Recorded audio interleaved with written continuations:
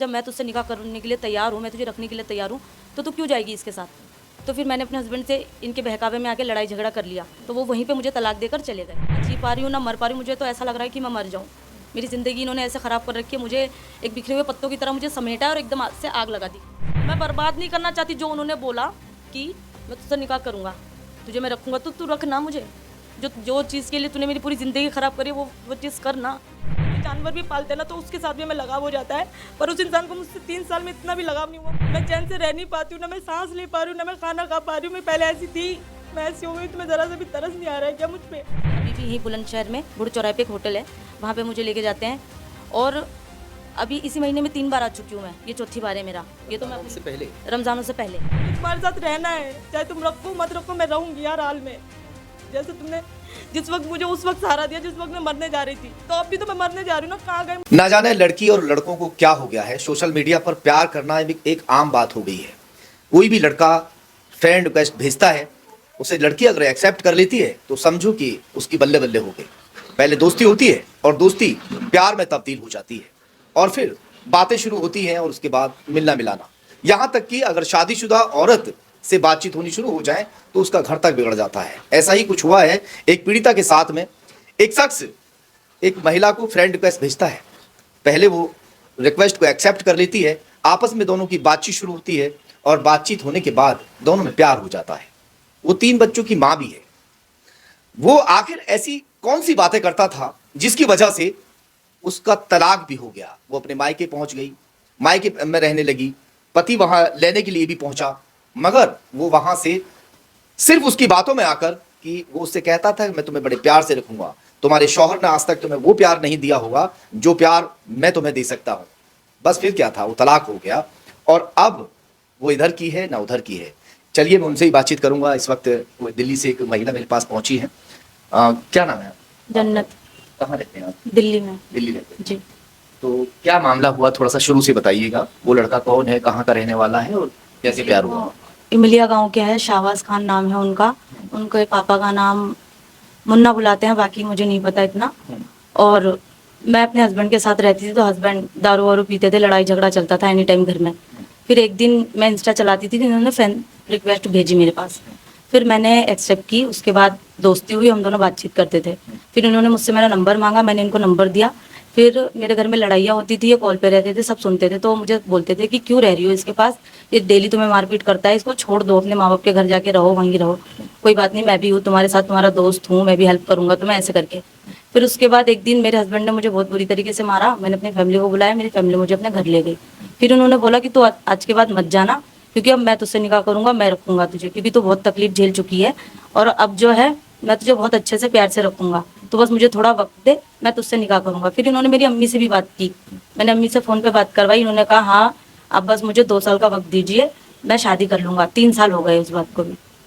फिर इन्होंने झूठ पे झूठ बोलते गए। फिर मेरे आपके प्यार को हस्बैंड, कितना समय हो गया दोनों? 3 साल हो गए। जब आप शादीशुदा थी, और उस वक्त आपके कितने बच्चे थे? मैं शादीशुदा थी उस वक्त, मेरा छोटा वाला जो बेटा है अभी 3.5 साल का है, तो वो हुआ ही था, अच्छा। 4-5 महीने का। इंस्टाग्राम पर दोस्ती होगी दोनों? हाँ जी, इंस्टाग्राम पे दोस्ती हो गई। क्या ऐसी मीठी बातें होती थी, आखिर क्या कहते थे आप? वो मेरे हस्बैंड मुझे मारते थे, पीटते थे, तो उस वक्त पे मुझे फ़ोन पे बहुत प्यार प्यार से बातें करते थे कि कहाँ लगी है, दिखाओ मुझे, मैं पैसे कर रहा हूँ, दवाई ले लो, ये वो ऐसे कर करके।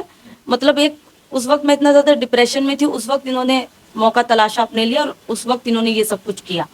फिर धीरे धीरे मैं अपने घर रहने लगी, मैं पार्लर में जॉब करने लगी।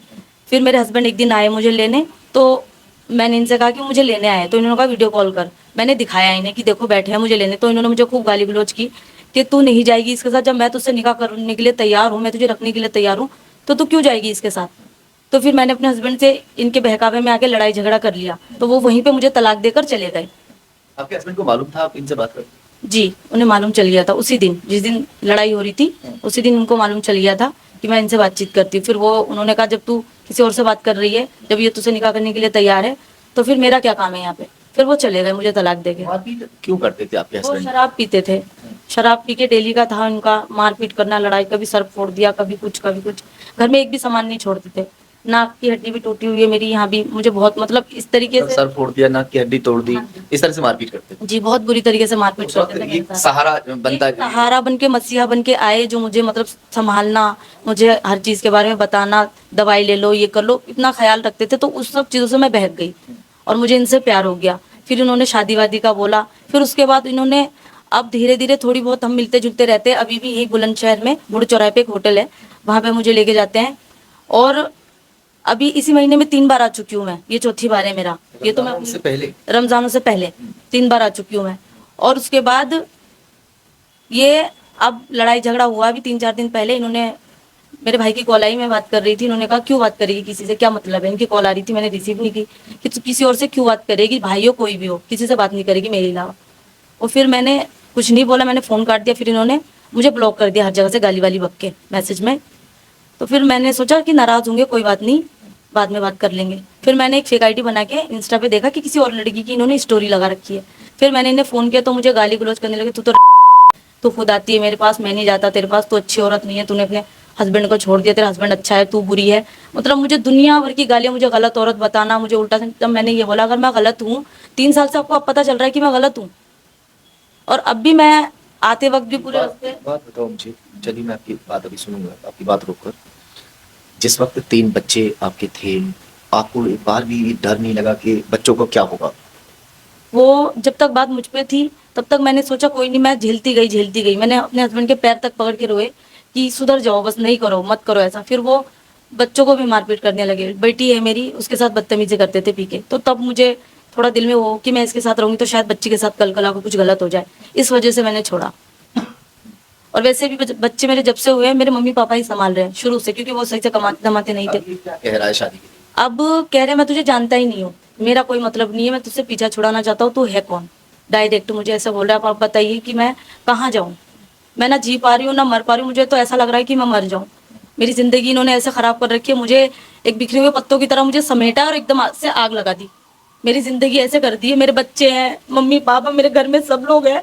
वो मेरे मम्मी पापा को भी पता है। मम्मी भी मेरी रोती रहती है मेरे को देख के कि तू किसी के चक्कर में अपनी ज़िंदगी क्यों ख़राब करे। पर मैं क्या बताऊँ, उससे इतनी बार मिल चुकी हूँ, सब कुछ हो चुका है, मैं कैसे छोड़ दूँ। नहीं छोड़ सकती मैं।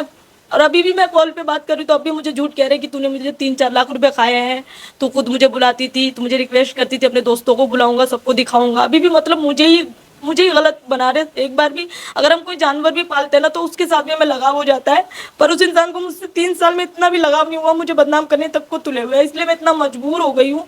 मैंने इंस्टा पे देखा आपको और फिर मैं यहाँ तक आई हूँ। मुझसे अब बिल्कुल बर्दाश्त नहीं हो रहा, क्योंकि मैं छोड़ नहीं सकती। बिल्कुल मेरी ज़िंदगी ख़राब हुई है तो मैं उसकी भी ख़राब कर दूंगी अब। बिल्कुल मैं छोड़ नहीं सकती। मुझे बहुत ज़्यादा तकलीफ हो रही है। मुझे कल बहुत गालियाँ बकी है फ़ोन में। यानी कि अगर तुम बर्बाद हो तो बर्बाद उसको भी करोगे, फिर कैसा प्यार रह गया? मैं बर्बाद नहीं करना चाहती। जो उन्होंने बोला कि मैं तुझसे निकाह करूंगा, तुझे मैं रखूंगा, तो तू रख ना मुझे। जो जो चीज़ के लिए तूने मेरी पूरी ज़िंदगी ख़राब करी वो चीज़ कर ना।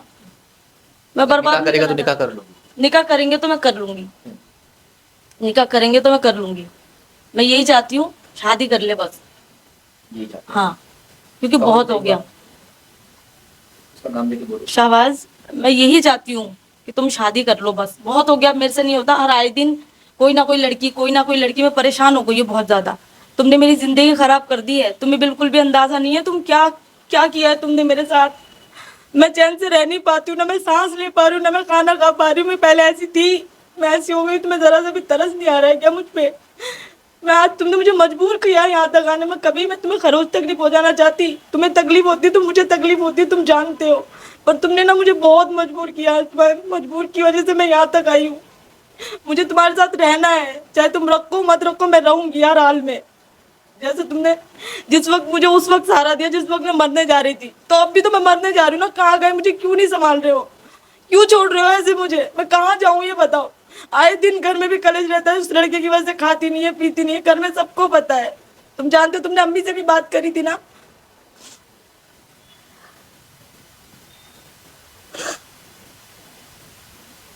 ये जो दास्तान आपने सुनी है, ये इंस्टाग्राम के प्यार की दास्तान है।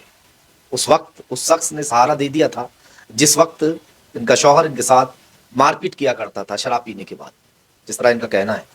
मगर अब बीच मझधार में इनको छोड़ दिया है और अब वो कहता है 2.5 से 3 साल इनको इस्तेमाल करने के बाद में कि अब यहीं पर हम रुक जाते हैं। चलिए खैर, फिलहाल अपनी दास्तान इन्होंने सुना दी है। अगर वो अपनी बात रखनी चाहे तो यहाँ के अपनी बात रख सकते हैं।